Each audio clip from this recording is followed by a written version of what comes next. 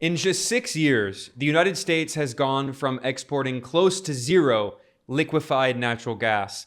And as of the end of 2022, the United States is now the world's top exporter of liquefied natural gas, tied with Qatar.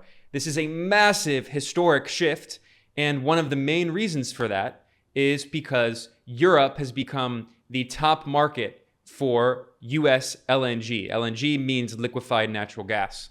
It's different from the natural gas that you would send, for instance, in a pipeline.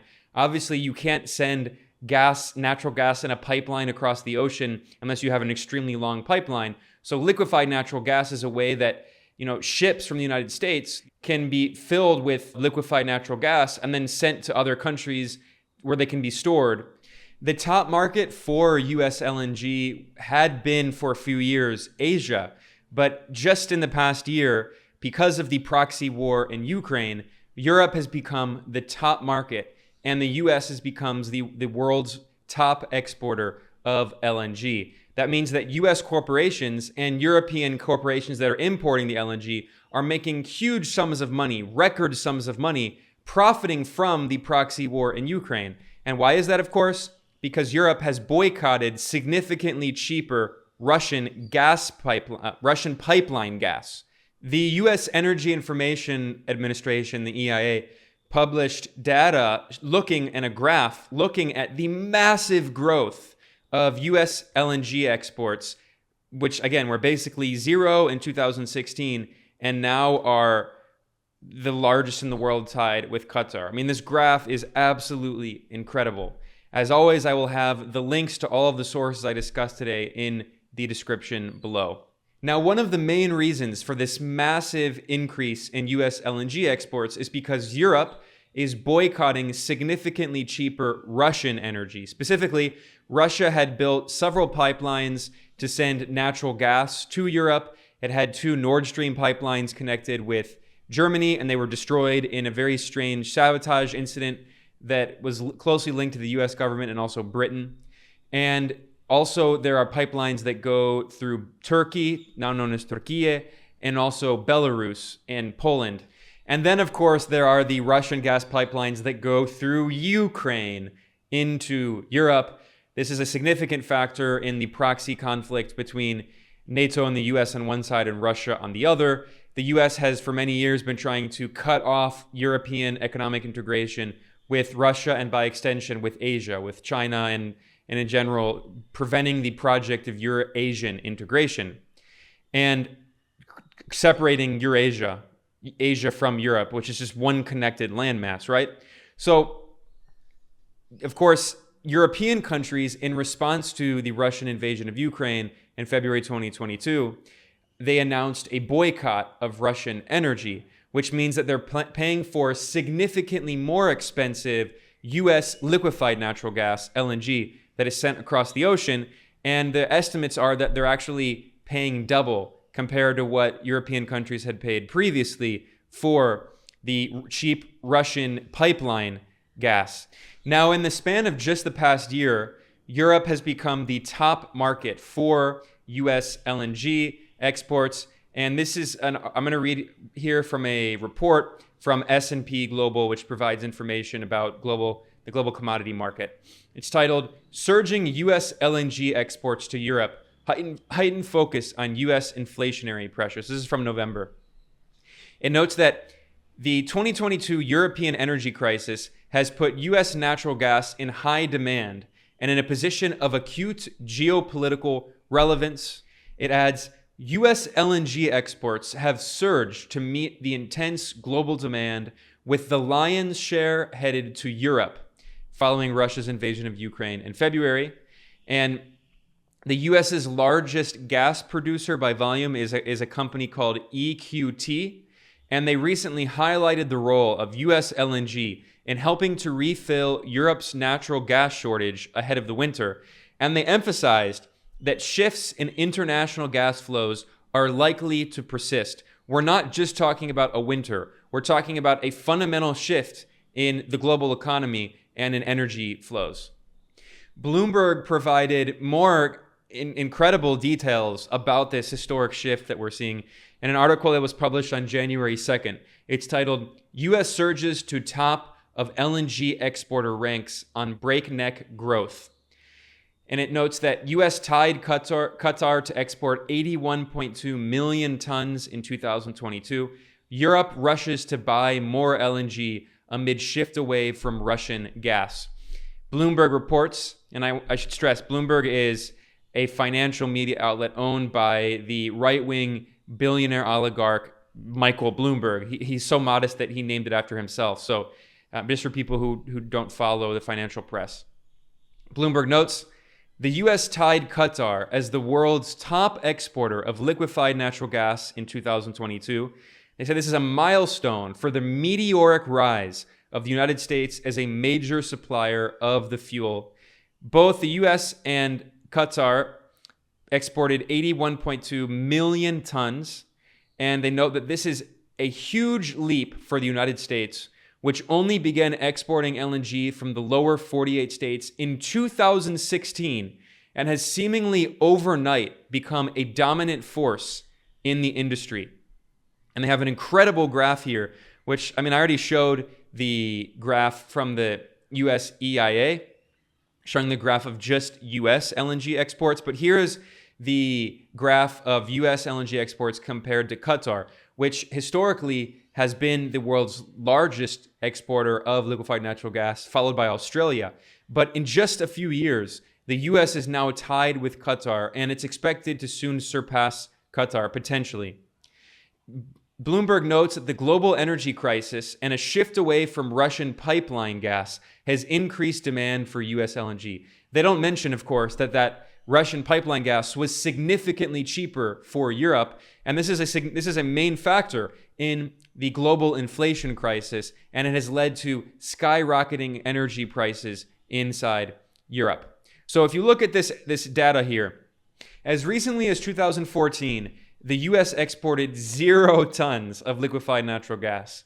In 2015, it slightly increased to 0.3 million, and then 2016 to 3.5 million. But between 2016, that has massively increased now to 81.2 million tons as of 2022. This is just an unprecedented increase. And Bloomberg notes that the US would have been an even larger exporter than Qatar if not for a fire at the Freeport export plant in Texas, which led to the plant being shut down. So clearly, US fossil fuel corporations are making a ton of money from this massive increase in exports. And meanwhile, who have become the biggest customers? Europe. And Europe is paying significantly more for this US LNG. This is a report in a website called LNG Prime, which is a website focused on the LNG market. And they published a report in July titled, France and Spain remain biggest importers of US LNG.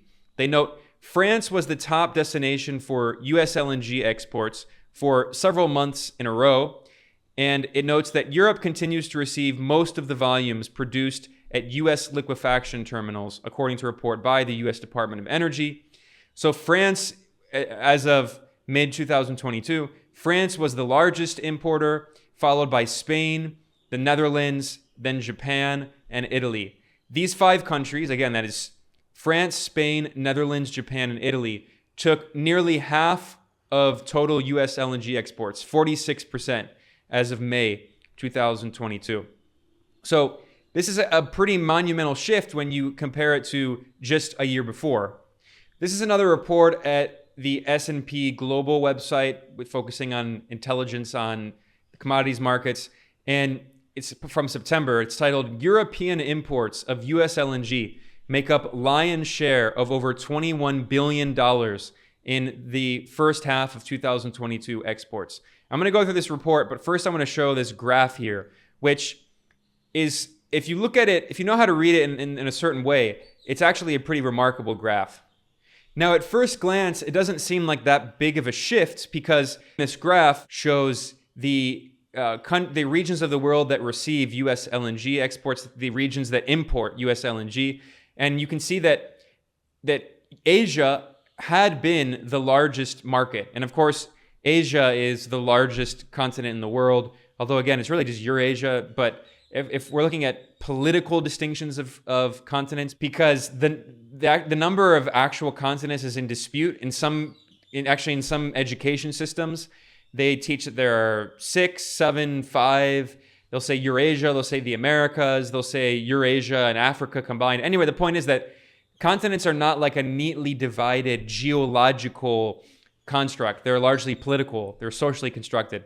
Anyway, the point is here that Asia is by far the largest region of the world. Europe's population is significantly smaller. So it makes sense that Asia, for the past 3 years, or until 2022, would have been the largest market for US LNG. However, if you zoom in on the graph and you just look at the data from the past 2 years, you can see the incredible impact of the proxy war in Ukraine on Europe's energy imports and therefore its economy and inflation. You can see that in the past year, Asia went from being the largest market for US LNG to being replaced by Europe. Europe now makes up the lion's share. It is the largest market for US LNG.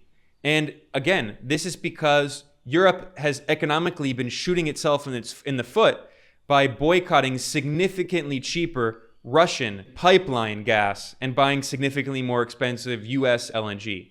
Okay, now let's go back to this report in S&P Global, its market intelligence unit.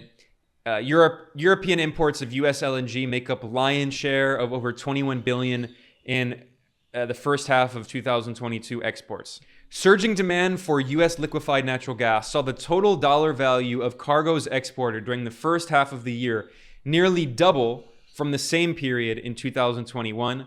Global imports of US LNG totaled more than 21.2 billion in the first 6 months of 2022, compared to 10.8 billion in the first 6 months of 2021.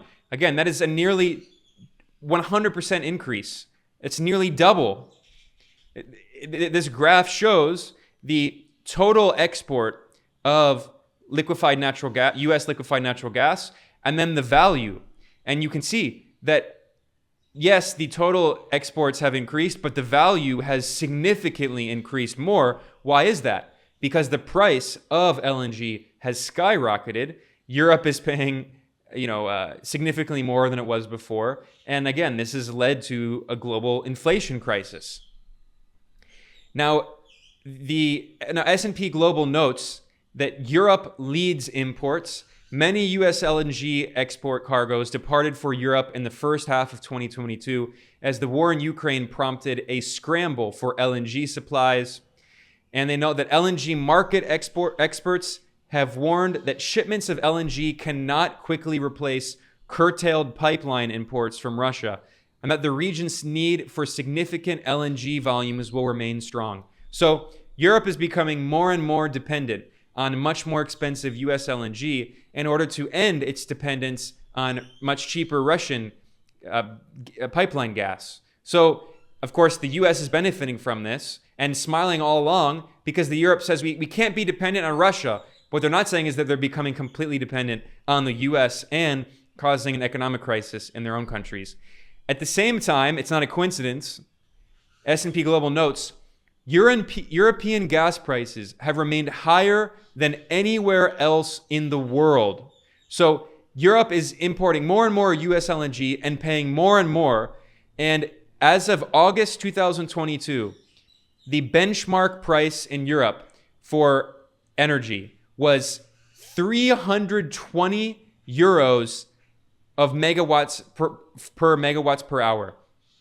So at this time, the euro was close to the US dollar. They were almost at parity. So that's about 320 around there US dollars, more than 300 US dollars per megawatt per hour. That is insanely expensive. S&P Global also points out that France was the top destination for US LNG, followed by Spain and then by Britain. So Britain has become another major importer of US LNG. The largest import of US LNG outside of Europe is South Korea, the 5th largest overall. Now, if you don't believe me that Europe is paying the cost for this increase in US LNG exports and the proxy war in Ukraine, or more specifically, not just Europe, the people of Europe, the working class people of Europe who have to pay insanely high energy bills. Here's a report from Reuters that was just published this December. It's titled, US LNG exports both a lifeline and a drain for Europe in 2023. It notes that record liquefied natural gas exports from the US, of course it's LNG, helped soften the blow to Europe from sharply lower Russian pipeline natural gas supplies in 2022, and US LNG will remain a vital energy source for Europe in 2023. So again, this is not just temporary. But Reuters points out the surging cost of US LNG, which have roughly doubled since late 2021. Again, the cost of US LNG in roughly the past year has doubled. Now, Reuters has a really good graph here that shows the countries or regions that provide, that are suppliers of natural gas for Europe. And you can see that in 2021, Russia was the largest supplier of natural gas to Europe, although Norway was a significant supplier. But Norway only can supply a certain amount. It's limited. It has a maximum cap. So you can see that what made up for the decline in Russian natural gas exports with the escalation of the proxy war in Ukraine and the European pledge to boycott Russian energy, well, it was US LNG. Next to the bar graph, you see the line graph, and they show that as Russian gas supplies to Europe significantly decreased from nearly 50%, from over 40% to basically zero, close to zero. And as of December, that was the deadline for the European boycott of Russian energy. At least they ended up putting a price cap. And you can see that while Russian supplies have plummeted basically to zero, US LNG supplies have increased from just over 10% to over 50%. That is to say now that over half of the natural gas supplied to Europe comes from US LNG, which once again is significantly more expensive than the Russian pipeline gas. Reuters points out that US LNG exporters boosted shipments to Europe by more than 137% in the first 11 months of 2022 compared to 2021. A 137% increase. They add that the United States looks set to remain Europe's top LNG seller in 2023 as US LNG exporters have greater volumes of LNG available for spot market purchase than other major exporters like Qatar. What does that mean? It means that, again, countries like Qatar or Norway, they have a limit to how much gas or oil they can export, right? Because they have to pump it, they have to produce it, they have to refine it. So, I mean, if they're refining it, sometimes they're not. But anyway, the point is they have a limit, right? So a lot of countries like Qatar probably already have contracts with a series of countries around the world, which means they can't really increase production that much. So they can't really export a lot of additional LNG to regions like Europe.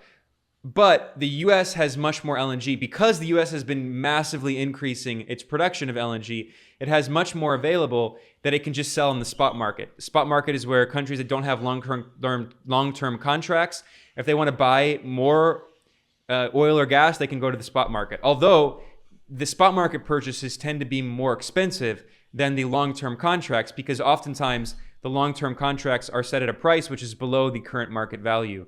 And they benefit because they have stability, and then the exporters benefit because they have a guaranteed market, the guaranteed consumer of their gas or oil. Now, these graphs from Reuters also show the US LNG exports by destination, and you can see that this is similar to the graph I was showing before, how previously Asia had been the largest market for US LNG, and very quickly, in just the span of a year, Europe has replaced Asia as the largest market for US LNG by far now. I mean, it's a massive shift. And Qatar, you can see its LNG exports have been pretty consistent. And again, and Asia is the largest market, which makes sense because Asia has the largest population. And you can see that there's not much variation here. And that's probably because a lot of countries just have contracts with Qatar. And Australia is the third largest exporter of LNG, and it's basically all to Asia, with a small other few exceptions, but it's basically all Asia. Now, Reuters stresses here that the United States will remain the primary supplier of LNG to Europe for at least 2023. This will likely generate even greater revenue for U.S. exporters after a record 2022, which totaled $35 billion through September compared to just $8.3 billion over the same period in 2021. So an increase from $8.3 billion to $35 billion in just a year. These final graphs here from Reuters show the mix between the price of US LNG exports and then the amount of exports. And you can see that, unsurprisingly, I mentioned earlier, looking at the EIA data, that it wasn't really until 2016 that the US actually began to export liquefied natural gas. And since then, the amount has massively, of US LNG exports to Europe has massively increased. And the price used to be much higher, but in 2016, the price had a massive drop. But around 2021, with the escalation of tension between NATO and Russia, and the US and Europe's refusal to accept Russia's request for security guarantees, and also, of course, this is the most significant factor in this increase, is because of people of the planet coming out of the COVID-19 pandemic and the lockdowns and the economy reactivating. You see a massive increase in LNG exports, and the LNG prices, the massive increase in LNG prices. And the other graph shows the export revenues that the U.S. has made from LNG. And you can see that since 2021, it's more than doubled. So the U.S. is making a lot of money from this. And there's another report in Politico that I'm going to look at here, which talks about how Europe is paying the costs of this increase in revenue that the U.S. is making for LNG exports.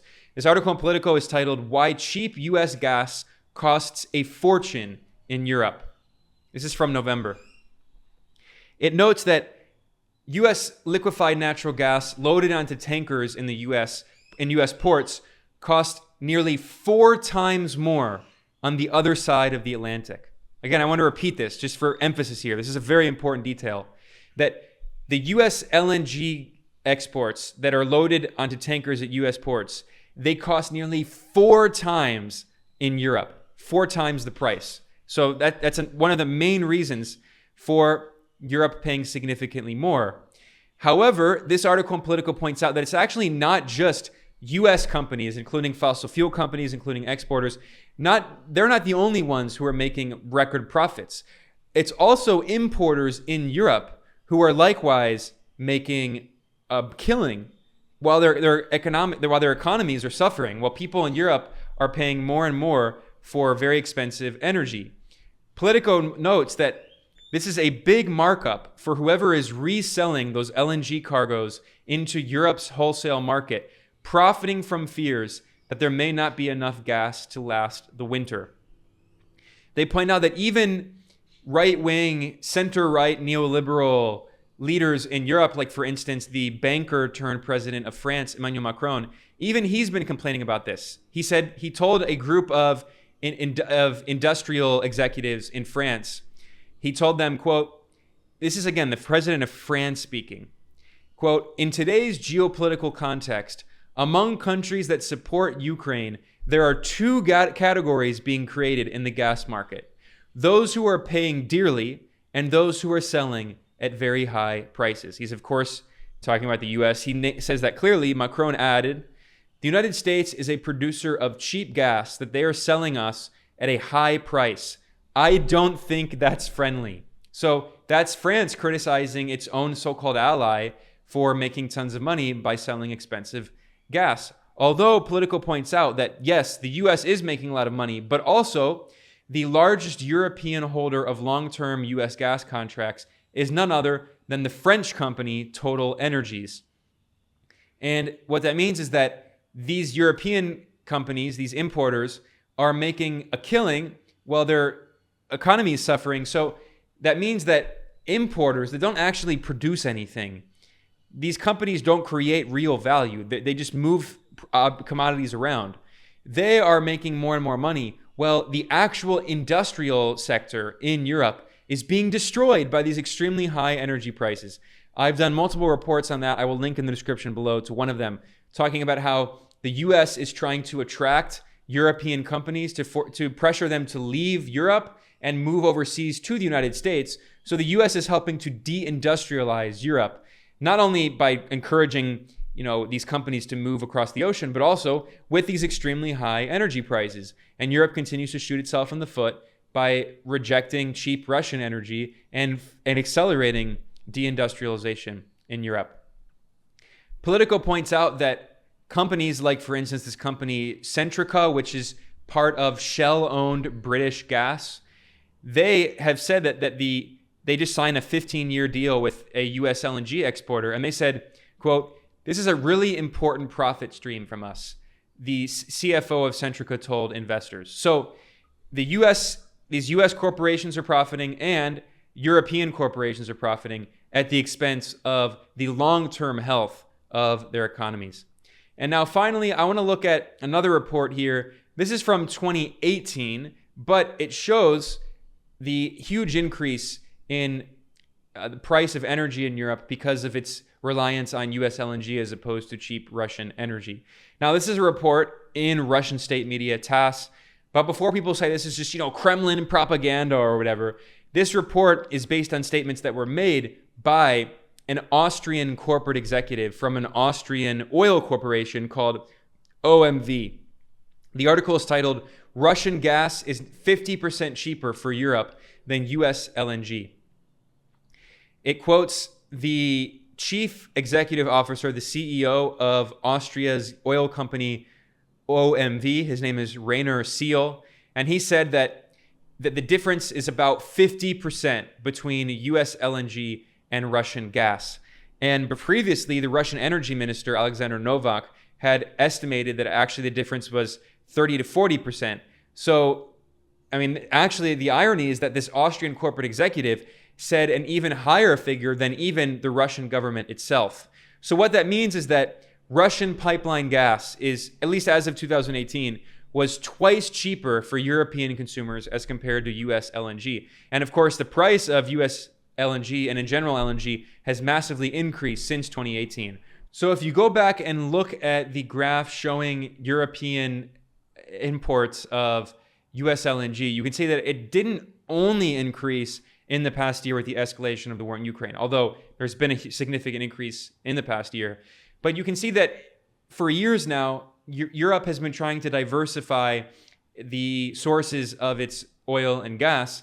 And a lot of this is because of the proxy war in Ukraine that did not begin with the Russian invasion of Ukraine in February 2022. It began in 2014, in February 2014, when the US sponsored a violent coup d'etat that overthrew the Ukrainian government, setting off a civil war. And the US and Europe were fueling that proxy war against Russia since 2014 and trying to find new ways to diversify their energy imports. But at the end of the day, Russian oil and gas was significantly cheaper than many other sources. And, any country, any government, even if it's, a right-wing government, a left-wing government, a centrist government, they are going to try to find the cheapest sources of energy for the most part. But because Europe is trying to wage economic war on Russia, it is shooting itself in the foot. And at the end of the day, who's winning? Who's benefiting? The United States, US corporations, and also European importers at the expense of the European economy. And they are fueling further the process of deindustrialization of Europe, which is in the long term, it's not only doing short-term economic damage, but in the long term, it's going to be seriously damaging Europe's economy and its industrial base. So with that, I'm going to conclude this episode. I'm Ben Norton. As I said earlier, as always, the sources I mentioned today in this video and podcast will be available in the description below. You can find everything there. You can fact check me. And if you want to support this work that I do, please consider going to Patreon. I rely only on small donors. I have no big donors, no institutional support. And I'll see you all next time. Thanks a lot.